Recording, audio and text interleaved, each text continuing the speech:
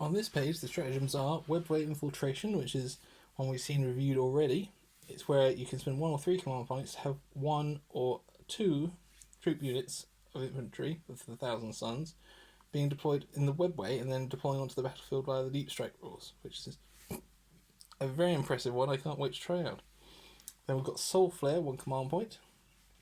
Use this stratagem when a Thousand Suns Aspiring Sorcerer or Scarab Occult Sorcerer from your army is slain. Before removing the model, as a casualty, roll a d6 for each enemy unit within 6 inches of that model, subtracting 2 from the roll if the unit being rolled for is a characterized vehicle. On a 4+, the unit being rolled for suffers some mortal wounds, so they sort of explode.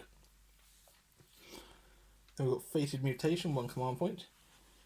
Use this stratagem in the fight phase just before a unit of Tzeentch Chaos spawn from your army fights. Instead of rolling d3 for that unit's mutation beyond region ability, then you can choose the result from the table. In addition, reroll the number of attacks each Chaos spawn in the unit makes until the end of the phase. So you can choose the mutation and make sure you get more attacks.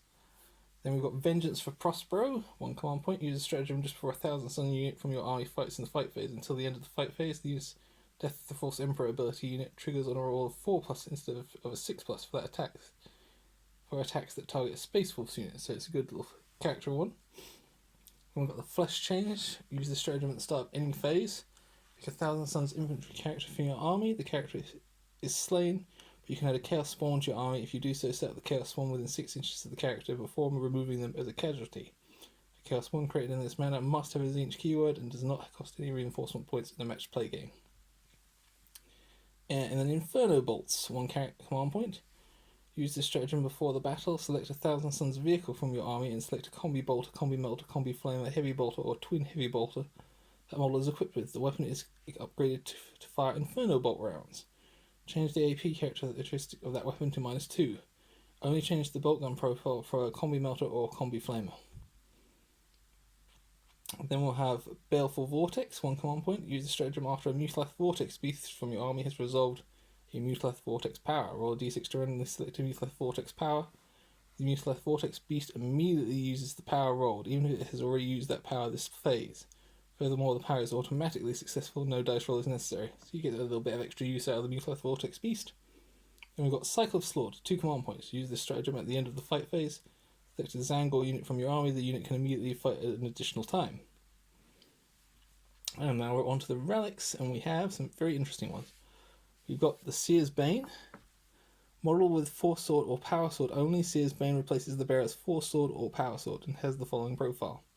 It's melee weapon strength user, AP -3 with d3 damage each, that's pretty good. And has abilities. The strength of the bearer is doubled when targeting enemy psychic units or enemy units that include any model with a leadership characteristic of 9 or higher with this weapon. So against something like Space Marine captors and things, this would be extremely good since it would double your strength against them. And then we have the Dark Metal Crystal. This allows you to basically remove a unit from the battlefield and redeploy them using the Deep Strike rules. Then we have Helm of the Third Eye. If your army is Battleforged and the wearer is on the battlefield, roll a d6 each time your opponent uses a stratagem. On a 5+, you gain 1 command point. So you get to gain command points from your opponent. Interesting.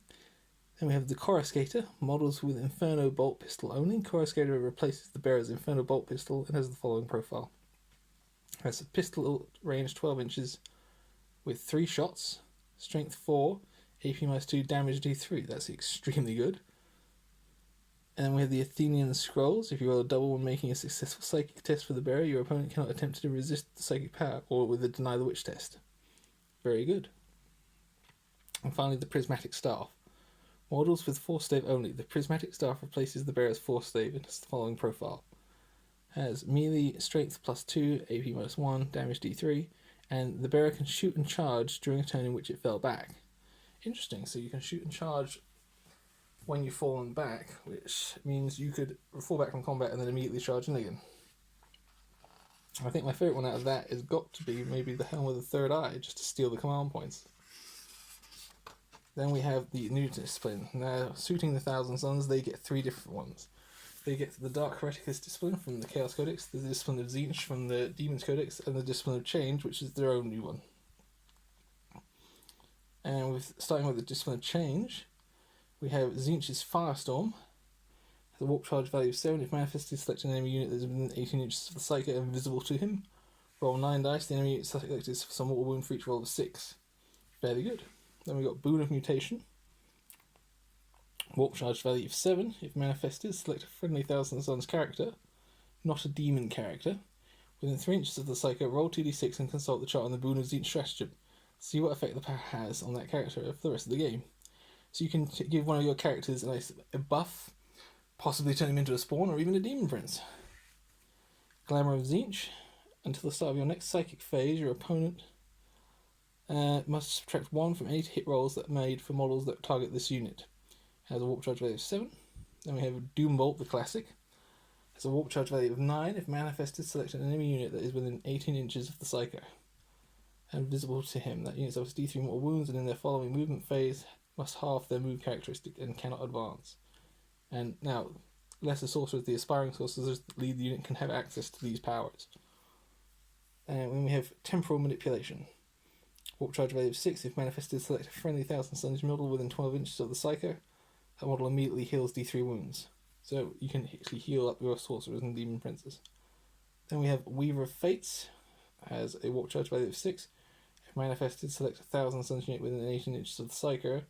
Until the start of the next psychic phase, the invulnerable save that is improved by 1 to a maximum of 3. Models that do not have an invulnerable save instead gain a 5+ invulnerable save. So you give your rubrics all 4+ invulnerable saves, which is pretty fantastic. Right, the Dark Hereticus discipline is just the one from the Chaos Codex, and the Discipline of Tzeentch is just the one from the Demon Codex. But it's still nice to have access to all 3, since all of the Thousand Suns can have access to Discipline of Change and Dark Hereticus, and Magus the rest and Demon Princes and all the demons can have access to the Discipline of Tzeentch as well. And that's all, except for the new tactical objectives, which are for 11 Ritual Slaughter, score 1 victory point if at least 9 enemy models were destroyed by units from your army during this turn. Nice. Very Tzeentchy. And number 12, Psychic Supremacy, score 1 victory point if you made a successful deny the witch test this turn.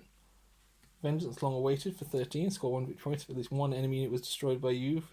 For units from your army this turn, score D3 victory points instead of at least 1 Imperium unit was destroyed by units from your army this turn. Arcane Right, score D3 victory points if you control at least 1 objective marker and your opponent controls no objective markers at the end of the turn. 15, The Wrath of Magnus, score D3 victory points if at least 1 enemy unit was destroyed by units from your army during the psychic phase this turn. And 16, Power of the Cabal, whilst the tactical objective is active, keep a tally of the number of psychic powers you successfully resolve during the psychic phase each turn. At the end of the first turn in which you successfully resolved at least 2 psychic powers, score 1 victory point for every 2 psychic powers successfully resolved in that turn, to a maximum of 6 victory points. So the more powers you get off, the more points you get. Alright, that's all for this time, followers of Tzeentch. Hopefully I'll be bringing you some battles soon with this army, and we'll get some more armies out on display as well. That's all for this time. Remember to like and subscribe, and we'll see you next time.